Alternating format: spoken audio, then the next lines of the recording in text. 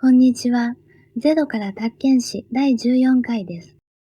不動産の知識がなくても大丈夫です。前回まで宅建業法を学んできました。今回から権利関係の分野に入ります。最初のテーマは意思表示です。心理留保や虚偽表示、錯誤などを学びます。詐欺や脅迫による契約も扱います。まず、今日の全体像を確認します。意思表示にはいくつかの型があります。今日は5つの類型を順番に学びます。心理留保、虚偽表示、そして錯誤です。さらに詐欺と脅迫も見ていきます。最後に第三者を守る仕組みを整理します。この整理表が今日一番大切な部分です。はじめに意思表示とは何かを確認します。意思表示とは契約などの意思を外に示すことです。売ります、買いますと伝える行為です。ところが、心の中の意思と表示がずれることがあります。このずれをどう扱うかが今日のテーマです。効果は大きく無効と主張しに分かれます。無効は初めから効力がないことです。証子は取り消すまでは有効なことです。一つ目は心理留保です。心理留保とはわざと本心と違うことを言うことです。冗談で売るという場合などです。原則としてこの意思表示は有効です。言った本人を軽々しく守る必要はないからです。ただし、例外があります。相手が本心でないと知っていたときです。少し注意すれば分かったときも無効になります。なお、無効でも善意の第三者には対抗できません。二つ目は、虚偽表示です。虚偽表示とは、相手と通じて嘘の契約をすることです。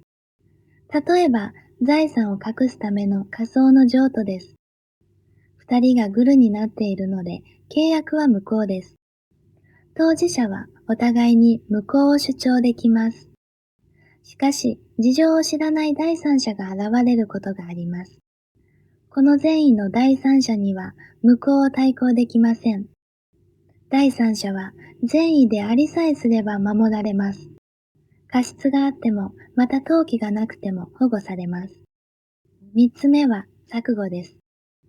錯誤とは勘違いによる意思表示です。錯誤には二つの種類があります。一つ目は表示の錯誤です。言い間違いや書き間違いがこれにあたります。二つ目は動機の錯誤です。値上がりすると思って買ったなどの勘違いです。錯誤の効果は主証子です。以前は無効でしたが、法改正で主証子になりました。錯誤で取り消すには要件があります。まず、その錯誤が重要なものであることです。契約の目的から見て大きな勘違いが必要です。動機の錯誤にはさらに条件が加わります。その動機が相手に表示されていた時に限られます。また、勘違いした本人に重大な過失がある時です。その場合は原則として取り消せません。なお、主証子は善意無過失の第三者に対抗できません。四つ目は詐欺です。詐欺とは騙されてした意思表示です。騙された人は契約を取り消せます。では、第三者に騙された場合はどうでしょう。この時は相手方の状態で結論が変わります。相手が詐欺を知っていた時は取り消せます。相手が知ることができた時も取り消せます。そして、主証子は善意無過失の第三者に対抗できません。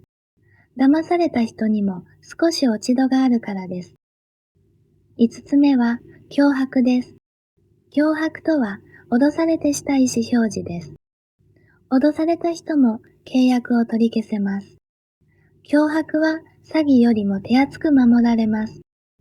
第三者に脅迫された場合を考えます。この時は相手方の状態を問いません。相手が知らなくても取り消すことができます。さらに主証子は第三者にも対抗できます。脅された人には落ち度がないからです。この点が詐欺との大きな違いです。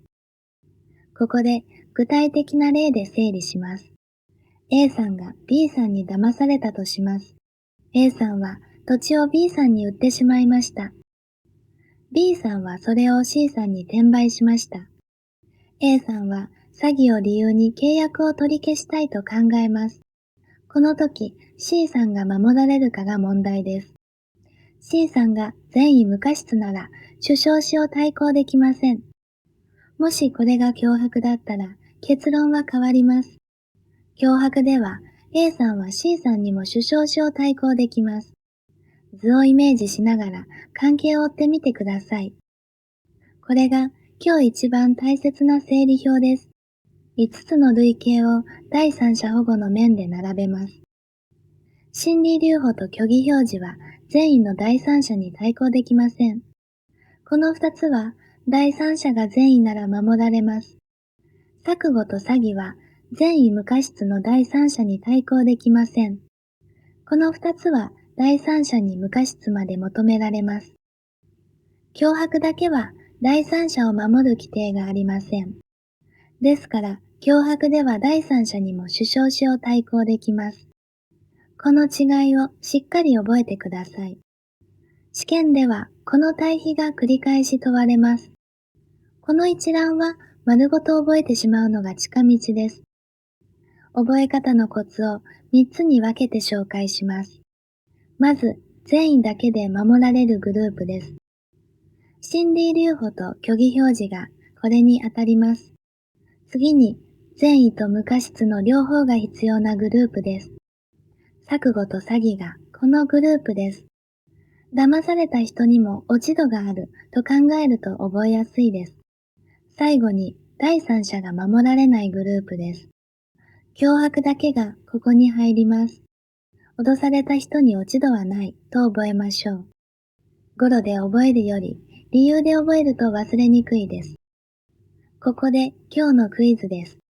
意思表示について正しいものはどれでしょう？ A は脅迫の主張しは善意の第三者にも対抗できるです。B は詐欺の主張しは善意の第三者に必ず対抗できるです。C は虚偽表示の無効は善意無過失の第三者にだけ対抗できないです。少し考えてみてください。正解は A です。脅迫には第三者を守る規定がないからです。B は誤りで、詐欺は善意無過失の第三者に対抗できません。C も誤りで、虚偽表示は善意の第三者に対抗できません。今日のまとめです。心理留保は原則として有効でした。虚偽表示は当事者間では無効でした。錯誤と詐欺、そして脅迫は主張しができました。第三者保護は3つのグループに分かれました。善意で守られるのが心理留保と虚偽表示です。善意無過失が必要なのが錯誤と詐欺です。脅迫では第三者は守られませんでした。無効と主張しの違いも合わせて押さえておきましょう。主張しは取り消すまで有効という点が大切です。次回も権利関係を続けます。第15回のテーマは制限行為能力者です。未成年者や成年非語3つなどを学びます。契約を取り消せる場合や相手方の保護を扱います。この動画が役に立ったら高評価とチャンネル登録で応援していただけると嬉しいです。それでは次回お会いしましょう。